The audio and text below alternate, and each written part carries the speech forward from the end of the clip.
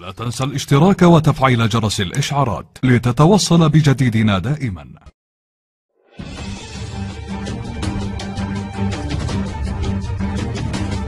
بعد الشائعات التي أطلقتها صحيفة عالمية ومواقع إلكترونية تابعة لإيران وحزب الله، السعودية رسميا تنفي. مسؤول سعودي رفيع المستوى نفى لمجموعة من القنوات العربية التقارير التي تزعم أن ولي العهد السعودي السابق الأمير محمد بن نايف وضع تحت الإقامة الجبرية، وهو غير صحيح ولا أساس له من الصحة. وكان المسؤول يشير تحديدا إلى تقرير لصحيفة أمريكية معروفة. وقال المسؤول إن الأمير محمد بن نايف يتمتع مع عائلته بحرية الحركة ويستضيف ضيوفه بدون قيود، ولم يطرأ أي تغيير على الأمير محمد باستثناء التخلي عن منصبه الحكومي.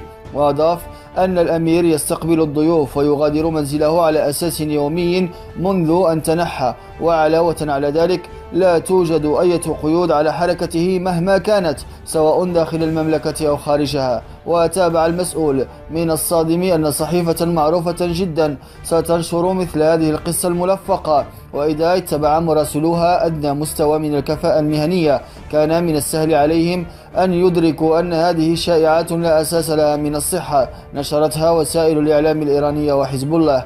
واستطرد المسؤول السعودي: نؤكد أن صاحب السمو الملكي الأمير محمد بن نايف له الحق الكامل في رفع دعوى قضائية ضد هذه الصحيفة وأي شخص يشوه سمعته بنشر أخبار كاذبة عنه.